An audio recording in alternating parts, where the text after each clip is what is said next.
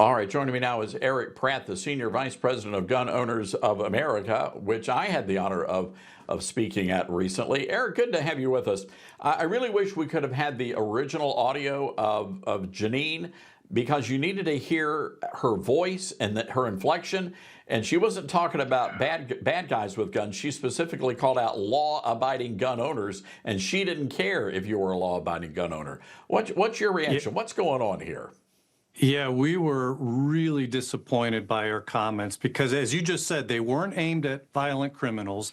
They were directed to law-abiding Americans with concealed carry permits. And, she was warning gun owners they'd go to jail, that they might lose their guns. And when you hear her voice, I mean, there was a real aggressiveness and hostility. And, the thing is, that's totally backwards because concealed carriers are some of the most law-abiding people in the country, statistically, even more so than police.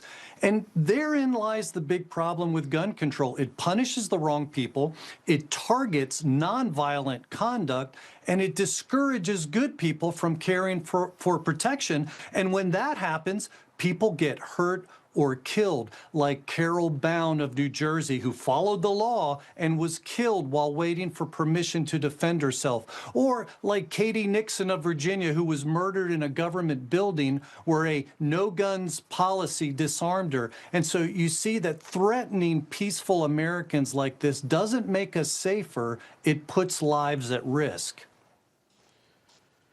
Florida Governor Ron DeSantis said this on X: Second Amendment rights are not extinguished just because an American visits D.C. American gun owners who conceal carry are among the most law-abiding citizens of the nation. They are friends of law enforcement. They should not be targeted by law enforcement. Does the governor have it right here? Absolutely. And this is why we need concealed carry reciprocity. If you are a law-abiding American, you should be able to carry a gun anywhere in the country, including D.C., just like the governor said, just like you can drive anywhere in the country, because after all, the Second Amendment says shall not be infringed. Todd, I was on a talk show recently and somebody asked me, well, why can't we just treat guns like cars? And they were advocating for more gun control. And I said, there's actually far fewer restrictions on cars. I can drive in any state in the U.S. I can't do that with a gun. I can buy a car without a background check. You can't do that at a gun store. And, I could go on and on with more examples. The point is, driving is not even considered a right. It's a privilege. So why are there more restrictions on the God-given right to protect yourself with a weapon? I mean, that's why Congress needs to pass concealed carry reciprocity ASAP.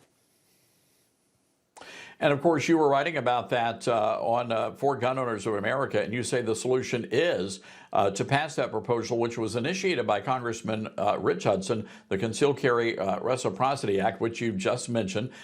So explain how that solves the problem. So reciprocity is all about recognition. So honestly, it would be like a you have a driver's license from your state, you are recognized in every state of the union. Well, if you are a law-abiding citizen and you either have a concealed carry permit or you're from a constitutional carry state, and there's 29 of them, so in either of those two categories, you would be able to carry anywhere in the country, and that's the way it should be. I mean, what other rights do they end at your state border? I mean, certainly not your freedom of speech, not your freedom of religion, not your freedom of the press. Why is it we demonize Second Amendment like this? And people say, oh, well, because so many people are killed. Well, honestly, you are the most at danger in places like gun-free zones where you can't carry a firearm. I mean, 94% of the mass shootings in this country occur in gun-free zones. So it's the, telling people that they can't carry for protection, which is what is making us unsafe. So we need to be encouraging that all the more rather than putting more roadblocks and keeping people from protecting themselves. All right. And again, it just bears repeating. If you're a law abiding gun owner and you've gone through the classes and the training, you're going to be knowing if you're traveling somewhere, you're going to do your research and you're going to find out what the gun laws are and the requirements are in the state or the city that you're going to. Again, for me, it just seems like this is yet another attempt to grab our guns.